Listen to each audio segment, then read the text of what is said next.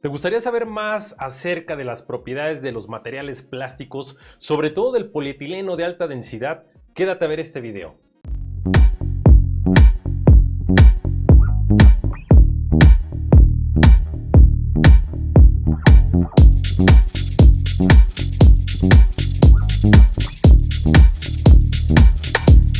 Hola, ¿qué tal amigos de Moldeo por Inyección? Mi nombre es Marcos Zabaleta, soy asesor e instructor técnico de la industria de moldeo por inyección. En esta ocasión vamos a revisar la segunda parte de ese interesante video que ya has venido siguiendo, en el cual estamos hablando desde las características del polietileno de alta densidad. El día de hoy vamos a hablar de sus propiedades, así que no te despegues de este video, velo de principio a fin y si te gusta, ya sabes, compártelo con tus amigos. Vamos para allá.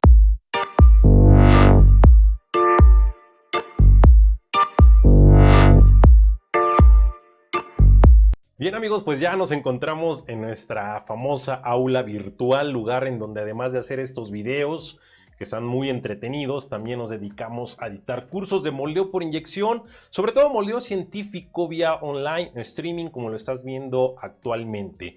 Hoy toca turno de hablar de las propiedades del polietileno de alta densidad. Dentro de esas propiedades vamos a encontrar diferentes conceptos como la densidad, como la absorción de humedad de este material a 23 grados centígrados. Vamos a encontrar otro tipo de propiedades como lo es la contracción de moldeo, el módulo de flexión, resistencia al impacto ISOT, etc. Esta tabla que estás viendo aquí en la presentación, yo te la puedo compartir sin ningún problema, nada más por ahí envíenos sus datos a donde se las enviamos o un WhatsApp. Con gusto las podemos enviar sin ningún problema para que tú las tengas dentro de tu material de trabajo. Pero bien, vamos a revisar la primera propiedad de este plástico, de este polietileno de alta densidad, que es su densidad. Dentro de la densidad de los plásticos, señores, nada más recordando aquí un poquito que la densidad mide la masa por unidad de volumen y esta se calcula dividiendo la masa del material con el volumen. Y por lo general en las fichas técnicas donde tú revisas esas propiedades de tu plástico, la encuentras en unidades de gramos sobre centímetro cúbico. No es como que un valor universal que se ha venido respetando. Bien, dentro de moldeo por inyección, señores, señoritas, la densidad, vamos a ocupar tres tipos de conceptos de densidad. Bien, toda la densidad es la relación de la masa con el volumen, pero bien, en moldeo por inyección, cuando tomas un curso conmigo o cuando ves literatura acerca de moldeo por inyección, de repente te encuentras diferentes términos de la densidad, hablando específicamente del proceso de moldeo. Encuentras la densidad relativa, encuentras la densidad aparente o bulk density, o encuentras otra densidad que se llama densidad en fundido o melt density. Cada una de ellas va a servir para va a tener cierto propósito dentro del moldeo, dependiendo lo que tú requieras hacer, el dato que requieras hacer. La primera densidad, que esta es la densidad relativa o la densidad de los plásticos a 23 grados centígrados, es una propiedad que te brindan las fichas técnicas, repito, es un valor que siempre lo vas a encontrar en tu ficha técnica del material. Y te está hablando precisamente de que este plástico, en el caso del polietileno, cuando se encuentra en forma de pellet o de una pieza moldeada a 23 grados centígrados, o sea, temperatura ambiente, va a mantener esa densidad. Si nos regresamos aquí a la tabla de propiedades, revisamos que el polietileno a 23 grados centígrados tiene un valor de 0.96 gramos sobre centímetro cúbico. Esto quiere decir que es un plástico que pesa menos que el agua, ¿sí? Que en relación de su masa con el volumen tiene un peso menor al agua. Por eso es que el polietileno de alta densidad flota. En pruebas de flotabilidad, este plástico tiende a quedarse en la superficie del agua, mientras que otros plásticos sí se pueden hundir. Esos plásticos que se hunden obviamente son plásticos que tienen una densidad mayor al agua, en este caso 1, por ejemplo el PVC, el PET, polióxido de metileno, son plásticos pesados, o cuando los plásticos como tal que tienen una densidad menor al agua, pero tienen cargas como un carbonato de calcio, tienen otro tipo de cargas minerales como es el talco, que son pesados, lo vuelven pesados, eso los hace sumergirse en el agua o no flotar, ¿vale? Cuando tienen fibra de vidrio también se convierten en plásticos pesados y tienden a hundirse. Hay plásticos que son más ligeros todavía que el polietileno de alta densidad. Por ejemplo, tenemos a nuestro querido polipropileno, que es un plástico del cual también voy a hablar más adelante en otros videos, le vamos a dar su espacio al polipropileno. Son plásticos ligeros, ¿vale? Que también tienen una densidad menor al agua. En este caso el polipro tiene 0.91 gramos sobre centímetro cúbico y es menor todavía que el polietileno. Pero es un plástico que te brinda buenas propiedades en cuanto a su densidad. Es por eso que también es muy socorrido por la industria del empaque, porque puedes hacer muchas piezas, millones de piezas, porque es un plástico ligero y que te cubre un alto rango de características y propiedades que estamos revisando el día de hoy. Bien, la segunda densidad que tú te puedes encontrar, ya sea en las fichas técnicas, en la literatura, en mis cursos de moldeo científico, es la densidad aparente. Esta densidad poco se habla cuando están comentando acerca de la densidad, poco se habla. Este Bull Density, que es una densidad que existe en los materiales plásticos y que dice por aquí la lámina, que es la relación que existe entre la masa de un plástico en forma de pellet, polvo, hojuela o gránulos con el volumen que ocupa, incluyendo huecos o espacios vacíos. Se reporta en unidades de kilogramos litro. Esa densidad te sirve mucho para calcular la capacidad de tolvas de secado. Las personas que secan plásticos y quieren calcular sus tolvas, de hecho es uno de los temas que yo les enseño en mis cursos de moldeo científico, a calcular las tolvas de secado, cómo diseñar un sistema de secado en función a tu proceso. Bien, pues esa densidad, el Bull Density, te sirve esa propiedad del plástico para realizar esos cálculos, calcular la capacidad de un silo, calcular la capacidad de un Gaylord. Te dedicas tú a peletizar polietileno de alta densidad, pues tienes que calcular cuántos kilos le caben a cierto Gaylord en función a su volumen. Pues con esta densidad aparente o Bull Density lo puedes realizar. Bien, el polietileno reporta 0.57 kilogramos sobre litro. Es una prueba que tú puedes hacer fácilmente en tu planta de inyección, en tu planta de peletizado o donde te encuentres. Simplemente con un recipiente con capacidad de 1 litro, llenas ese recipiente del material que tú vayas a inyectar o analizar, quieras calcular su Bull Density, lo llenas, vas y lo pesas, descuentas obviamente el peso del recipiente y el resultado es el Bull Density de este plástico. Es muy fácil obtener ese Bull Density. Finalmente, dentro de la densidad vamos a encontrar la densidad en estado fundido, así se le conoce, ¿no? O Melt Density. Esta densidad en fundido o Melt Density que nos va a reportar es la densidad de los plásticos a temperatura de procesamiento. Cuando el plástico se calienta, se expande. La expansión provoca una densidad menor, ¿sí? Y se reporta en unidades de gramos sobre centímetro cúbico. Vaya, cuando nosotros calentamos al plástico, como lo dice aquí la lámina, va a expandirse. Esa expansión que va a provocar que la densidad del plástico vaya hacia abajo. Después, cuando se enfría esa pieza, pues esa densidad vuelve a su densidad relativa o a su densidad de 23 grados centígrados. ¿Para qué te sirve conocer el Melt Density de un plástico? Bueno, en este caso del polietileno, te sirve para realizar muchos de los cálculos que se ejecutan en moldeo científico, como puede ser el cálculo del tamaño de disparo, el cálculo de tu cojín de inyección, el cálculo de la capacidad máxima de dosificación de una máquina, el porcentaje de volumen de ocupación de la unidad de inyección y muchos factores más que puedes encontrar a través de esta densidad de fundido. Si se dan cuenta, hasta ahorita, hablando de la densidad, se ocupa. Hay que aprender la de nuestros plásticos que estamos procesando. En este caso, la del polietileno de alta densidad, pues ya la tenemos aquí en esta tablita. Densidad en fundido 0.82 gramos sobre centímetro cúbico. Bien, para no profundizar más en este tema, de hecho lo profundizamos ya cuando hablamos directamente de moleo científico, vámonos a revisar la segunda propiedad que nos habla de la absorción de humedad a 23 grados centígrados de este plástico. Sabemos que los plásticos absorben humedad, unos más, otros menos, otros nada, otros nula. Hay plásticos higroscópicos, no higroscópicos. Vamos a analizar cómo el polietileno se comporta ante la humedad. Vamos para allá. Bien amigos, pues si existe algo que le afecta al plástico en su procesamiento, es el agua, la humedad.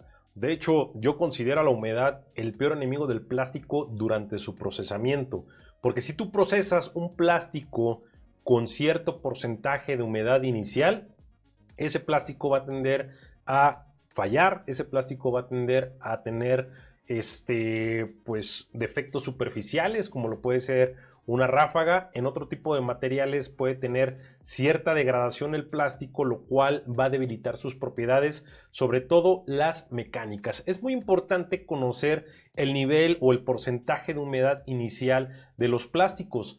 En este caso, en el polietileno se reporta 0.07% mediante una prueba de absorción de humedad a 23 grados centígrados con una humedad relativa del 50%. ¿Qué es esto? Hablando un poquito de la absorción de humedad, sabemos que este concepto es la capacidad de un plástico para absorber la humedad del ambiente en el que se encuentra. En este ambiente ahorita tenemos nosotros humedad, el aire que respiramos, cierto porcentaje es agua, es humedad. Aproximadamente por un metro cúbico de aire se encuentran entre 12, 13 gramos de agua, depende mucho en qué zona estés. Hay zonas muy secas que tienen niveles más bajos de humedad, zonas más húmedas que por cada metro cúbico de aire tenemos más humedad presente o más vapor de agua en este caso. Bien, pues bueno, esa humedad los plásticos la van a tomar. De hecho, el plástico interactúa con la humedad presente en el ambiente.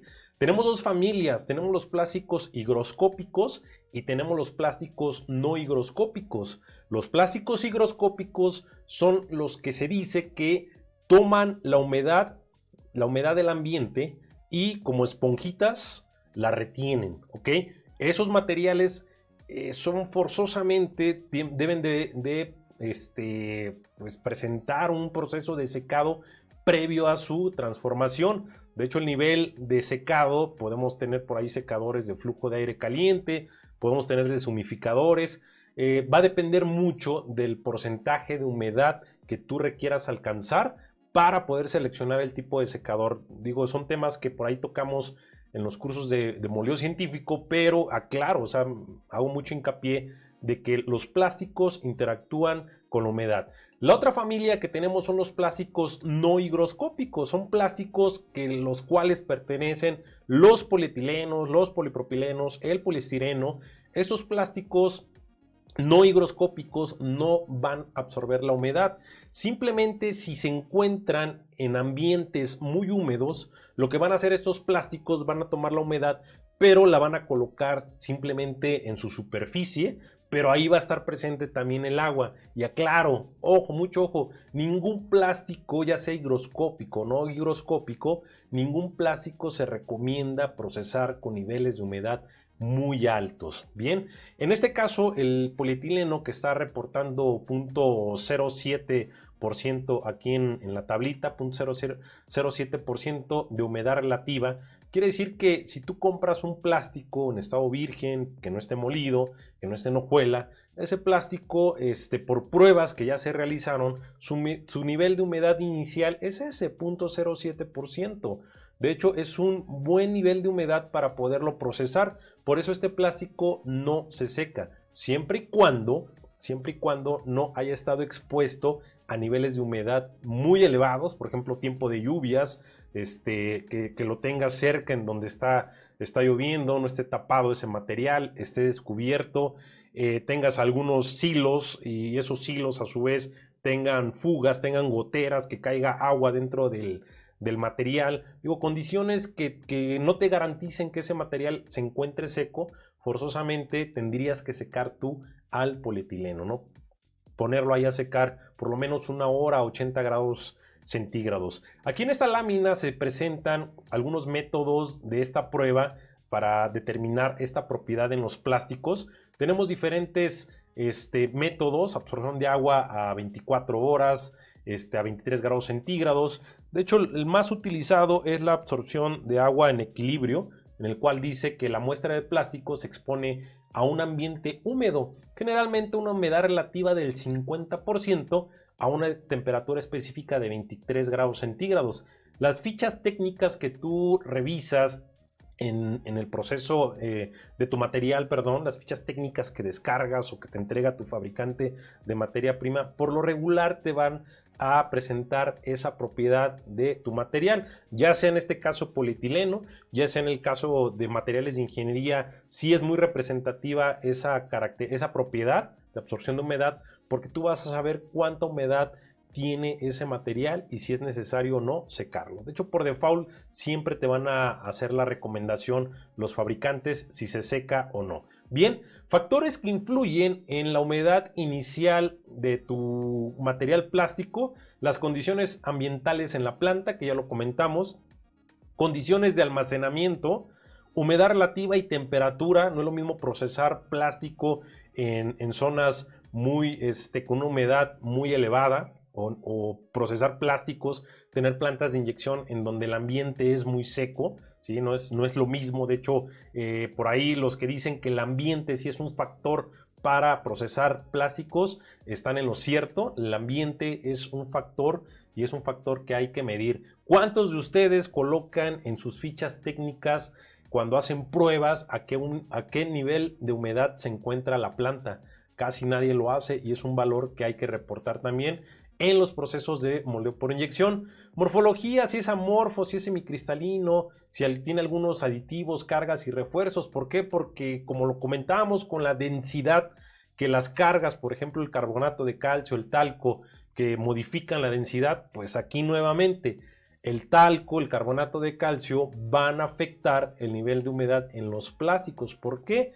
Porque ese talco, ese carbonato de calcio son minerales, y los minerales en este caso son altamente higroscópicos. Entonces esa parte higroscópica en ese compuesto, si tú tienes polietileno y carbonato de calcio, entre más carbonato de calcio tenga tu material plástico, pues vas a tener presencia de un compuesto que va a ser más higroscópico. Por lo tanto, necesitas retirar la humedad, en este caso, a la parte higroscópica de tu compuesto. Y hay otros, ¿no? Por ejemplo, el polióxido de metileno, cuando es un compuesto copolímero.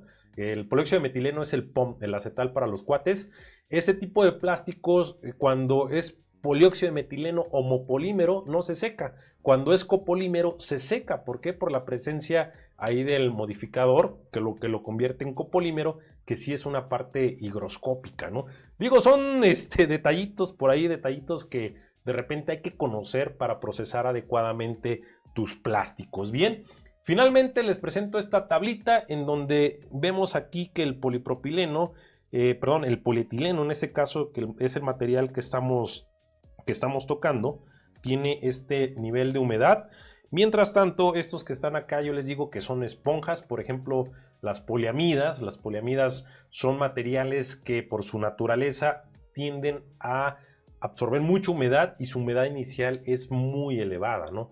Entonces, para que tengan un comparativo por aquí de el nivel de humedad entre diferentes plásticos. Pues bien, amigos, hasta aquí dejamos este video. Ya nos alargamos un poquito, vamos a hacer la continuidad. Si tú quieres tener acceso a estas diapositivas, quieres tener este material, con gusto te lo puedo compartir. Mándenme un WhatsApp, mándenme un correo. Le voy a dejar aquí abajo de la descripción del video mis datos para que se puedan contactar conmigo. Tenemos próximo también las fechas de moldeo científico. Si tú estás viendo este video antes de que termine el mes de noviembre, pues bien, en la segunda semana de noviembre, abajo también van a aparecer las fechas en la descripción.